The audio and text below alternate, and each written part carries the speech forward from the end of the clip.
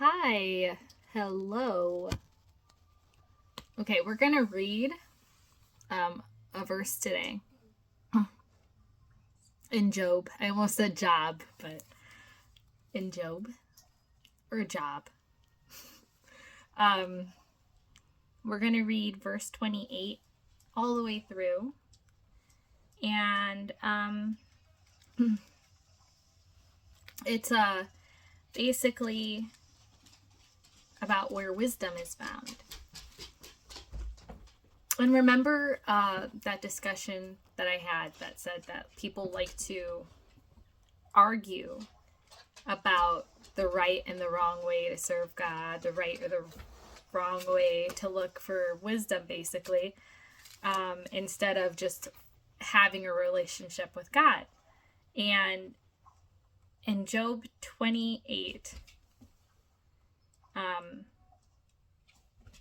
we're going to learn about basically where wisdom is found. And it's crazy because my book, again, is an application study Bible book. So whoever wrote this basically did a really good job presenting their idea and stuff. And so we're just basically going to go off of here. I don't want to I guess a preacher is a teacher, but I just like letting people know what I've learned. And then you apply it to your own life and use the knowledge for yourself, however.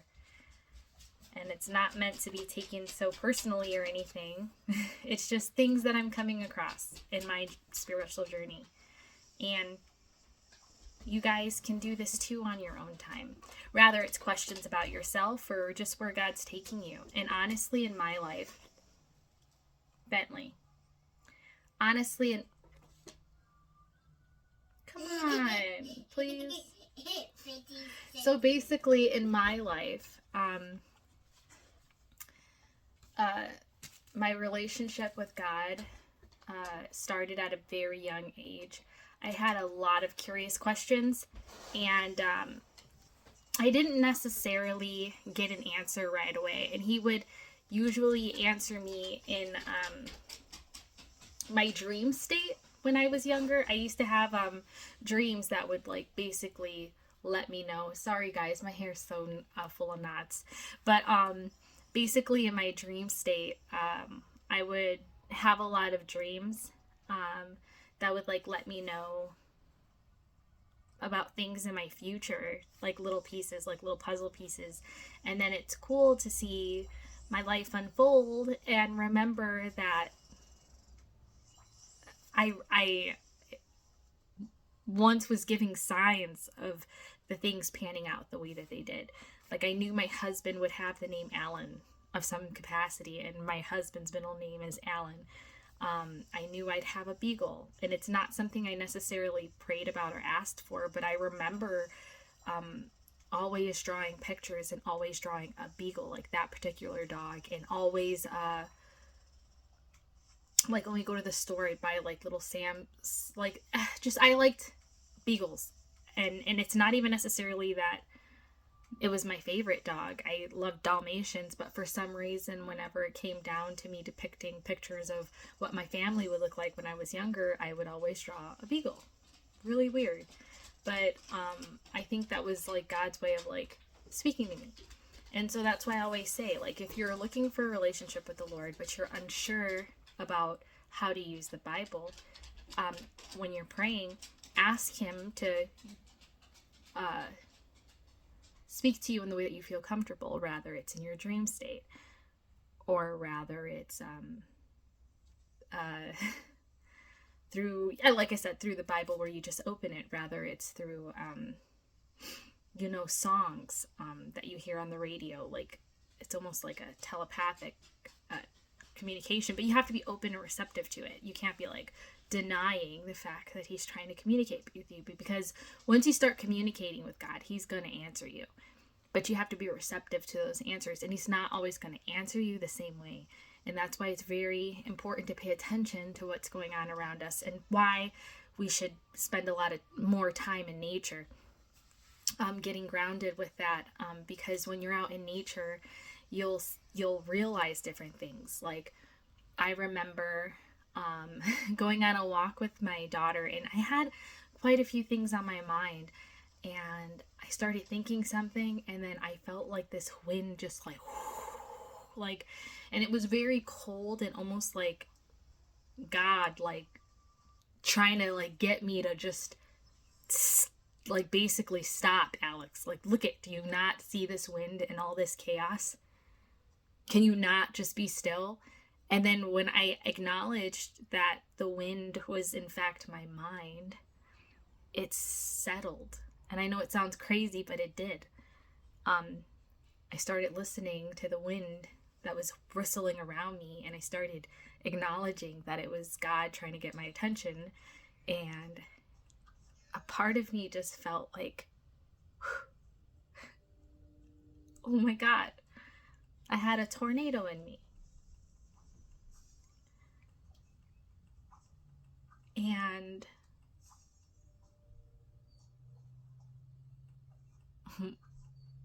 when I stopped my mind from going crazy, the wind stopped.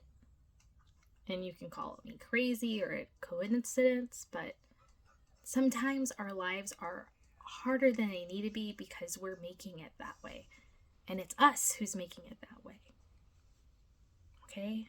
So if you're wanting to build a relationship with God, if you're wanting that connection to Source, if you're wanting to elevate yourself spiritually, mentally, emotionally, if you want to feel good, not just look good on the outside, but I'm talking about the inside. If you want to feel that way, if you feel good on the inside, of course you're going to start to emulate that. And it doesn't look like a particular thing. We're all beautiful. And that starts on the inside. And I can't even explain it. In order for you to be aware of your own soul, to be in that state back here, like I always say back here, because that's always what I think, is like I'm not in my body. I'm more in my mind, but I'm not even in my mind because I'm a person that is very empathic. I feel everything. When you're unsure, I feel it. When you're thinking bad things, I can literally see your thoughts. When you tap in and you start to realize the things around you, the connections to the people around you, we're literally attached by cords. I know that sounds crazy, but we are. So when you're hurting and stuff, like that's why I isolate myself a lot. Like, of course, I love everybody that's obviously a friend of mine on my Facebook account, right? But at the same time, like, I need to be alone because I can feel everything.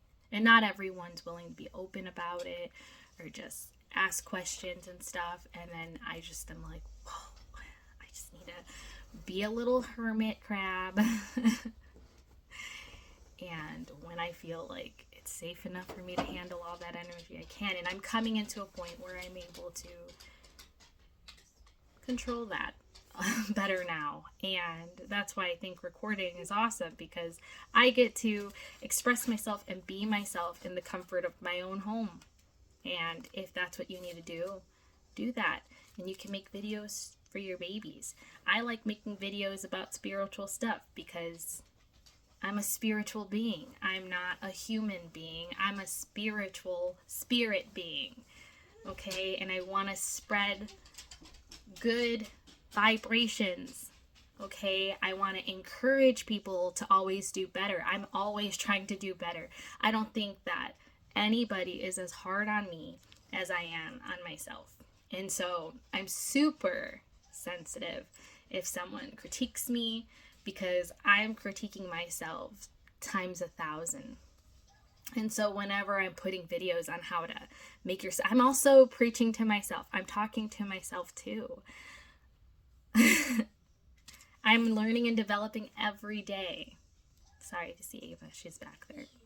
But we're going to go ahead and read. Okay, so job 28. Dope. I'm sorry. It's going to, may keep saying that, but it's spelled like job, so it's going to be a really hard habit for me to get out of. But I appreciate you correcting me, because I'd rather know. But I'm still going to make mistakes. I'm human. There is a mine for silver and a place where gold is refined. Iron is taken from the earth, and copper is smelted from ore. Mortals put an end to the darkness. They search out the farthest recesses for ore in the blackest darkness. Far from human dwellings, they cut a shaft in a place untouched by human feet. Far from other people, they dangle and sway. The earth from which food comes is transformed below as fire. Lapis lazuli comes from its rocks, and its dust contains nuggets of gold. No bird or prey knows the hidden path, and no falcon has seen it. Proud beasts do not set foot on it, and no lion prowls there. People assault the flinty rock with their hands and lay bare the roots of the mountains. They tunnel through the rock, and their eyes see all its creatures.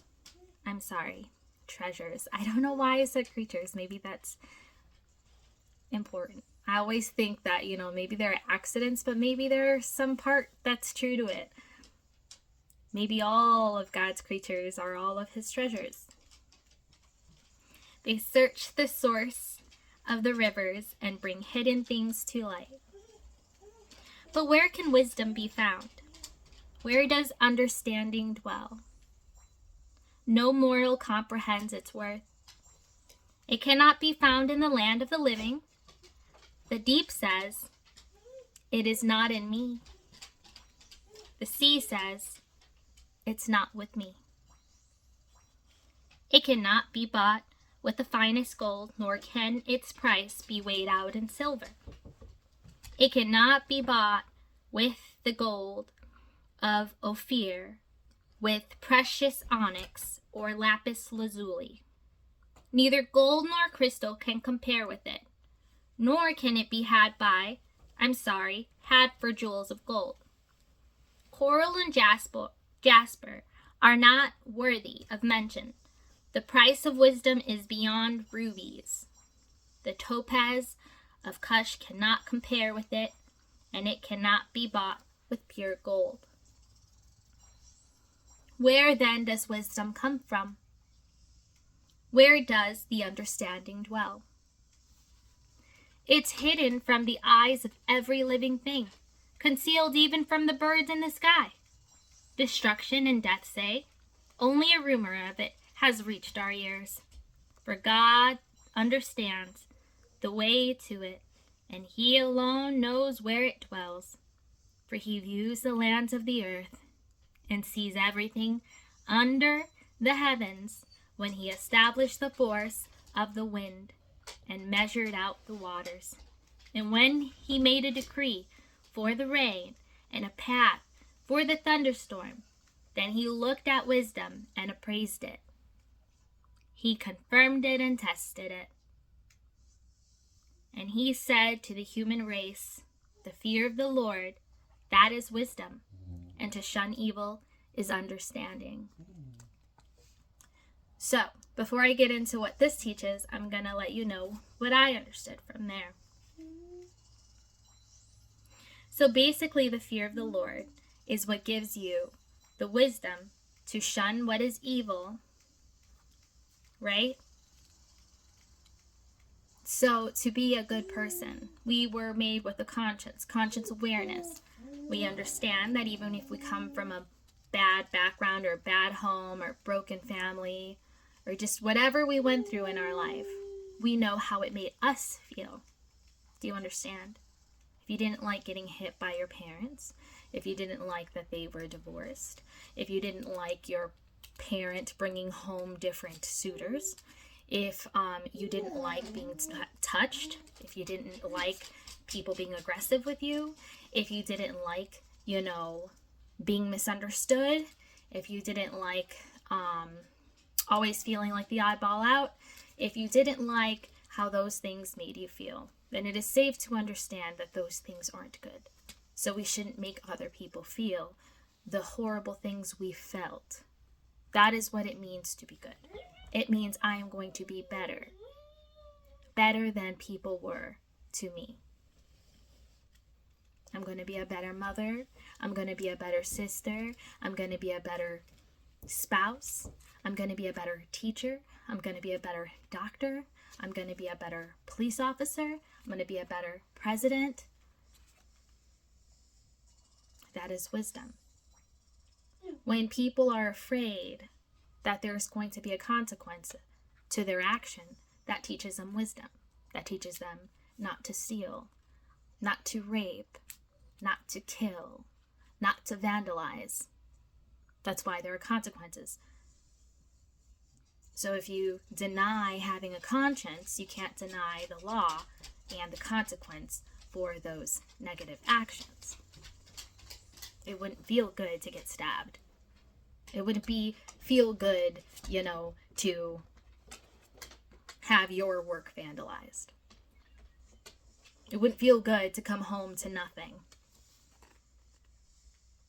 So you have to be better. That is wisdom. That is what they're saying when they want you to fear the Lord. They want you to feel they want you to fear the consequence of your action. See, God's all loving, sure, but there are consequences. I try not to be hard on Ava, but there are consequences with Ava. I'm not going to tolerate her being mean and disrespectful to me, or crying and throwing tantrums. If she wants to go to ballet class, right? If she wants to play with all her toys, right? Then she has to be respectful.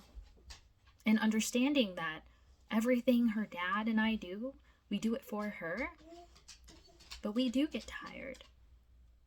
And there are times we do need a break.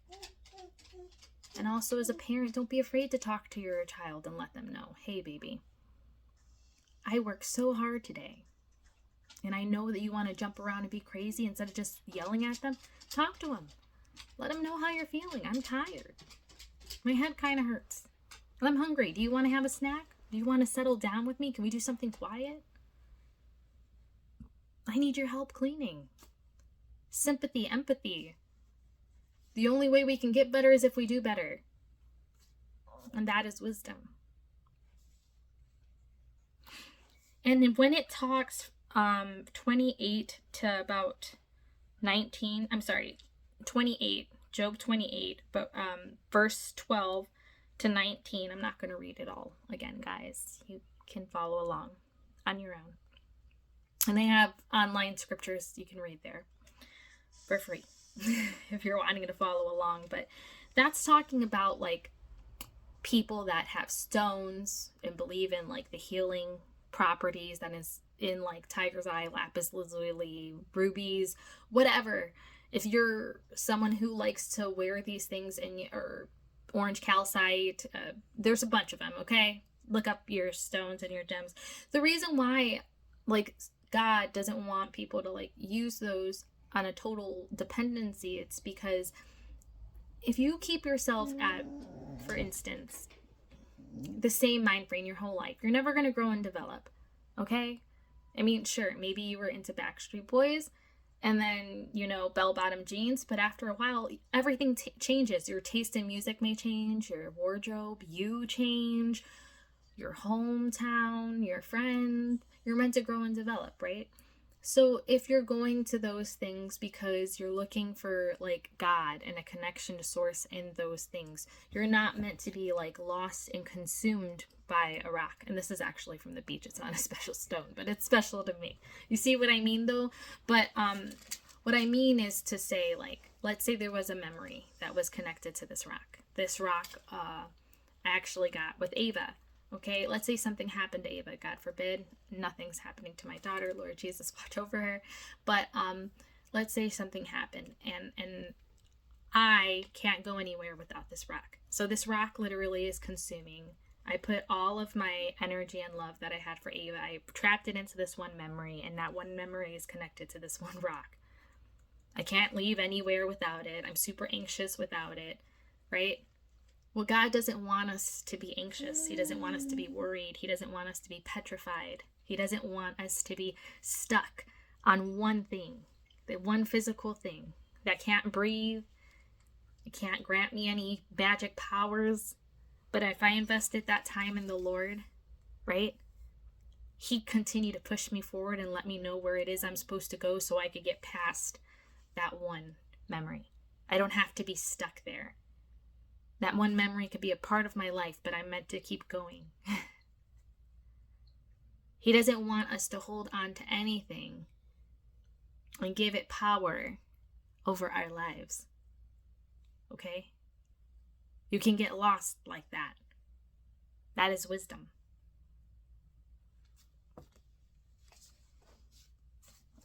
It says, where can wisdom be found? This is in the teaching section, okay? And it says, Job and his friends were deferred in their ideas on how people become wise.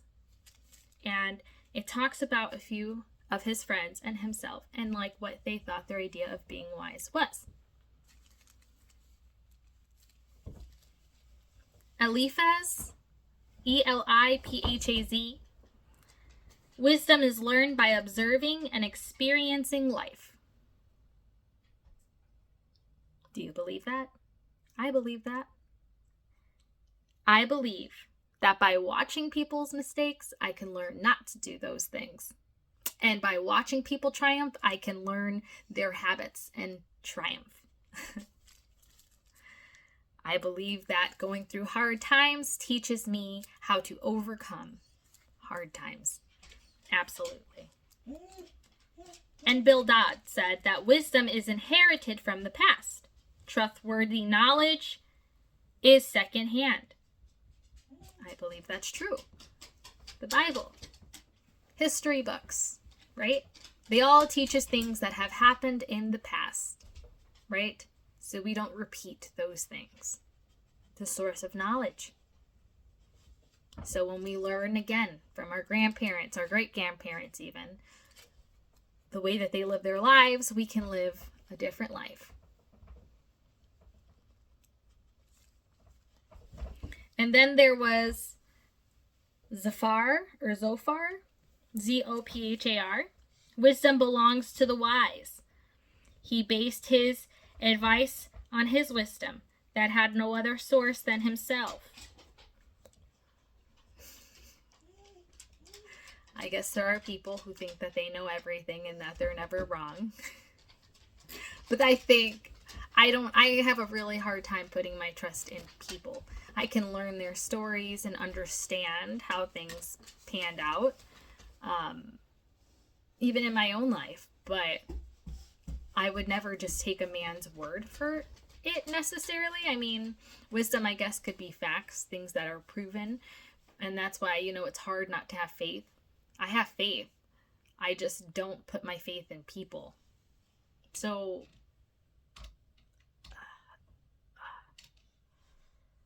yeah. And especially if that person has no faith in anyone but themselves. But yet, I am understanding, I guess I'm learning self-love too. So if you believe that you were a good person and that you'd make good decisions, that's awesome that you can live your life like that. And I live my life feeling like I trust myself to make decisions in my life. I trust myself that, God's not going to fail me and that I'm always going to be okay at the end of the day. But I'm not going to ask people to just lean on me, because when I'm not here and they're dependent on me as a source of guidance, then we've missed the mark. So I'm always going to say, God, that's probably the only one that I disagree with. I don't think that any human here should be codependent on another human, because it's temporary. He doesn't want us to be dependent on anything that's temporary. That's it. And it's hard to say that people are temporary, but they are. Eventually, your kids, your spouse, your mom and dad, your sister are going to part. Your pets. And if we become so dependent on them, they can steal our joy when they leave. And that's what God is for. That's what your connection to God is for. It doesn't mean don't love them, but it means let it be. Love yourself enough to be filled with the love that the Lord has given you. And that's life. And it doesn't matter where I am in the world or what sticks and stones people want to throw at me or who says they love me one day and then doesn't. I am loved every day that I get out of that bed. And I'm so blessed to be alive. And I'm only going to look at it as that until the day that I die, and I have control over my life and how I feel about it. If God loves me, what does it matter what anyone else thinks? How can you be so angry as to try to make someone who's happy feel sad? That's why I say pray. Pray for your enemies so that way they can live a life and realize how beautiful it is to its maximum capacity. Because if they saw or felt how good it was to be alive, they wouldn't be so angry all the time.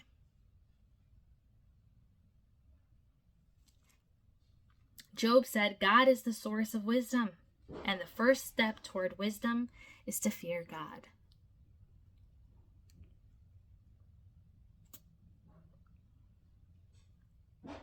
Some people fear God, and they're afraid of making bad decisions, so they're good people. And they think that it's wise just not to make a bad decision. And there are some people that like to live life on the edge, and they have to learn through consequence. Either way, I promise you, you will be wiser. But how hard and how easy it is going to be on you.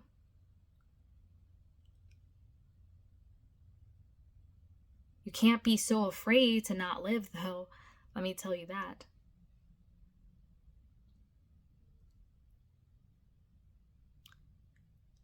I just try to avoid going through more than I need to go through. But I don't mind loving anybody.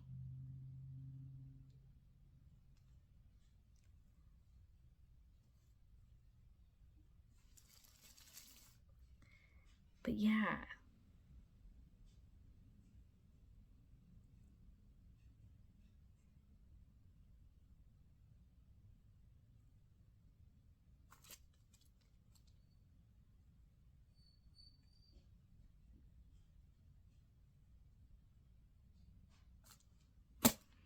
I just really felt called to talk about this, just wisdom and where it comes from. That's what I think I'm going to title it. Wisdom and where it comes from. Yeah. I hope you like that discussion. I hope you have a really good night. And I'm going to go figure out what Miss Quiet Bed is doing because she left my room. But she took the game with her, so maybe she's playing the game. But we're going to go check. All right. Well, love you guys, and I hope you enjoyed it.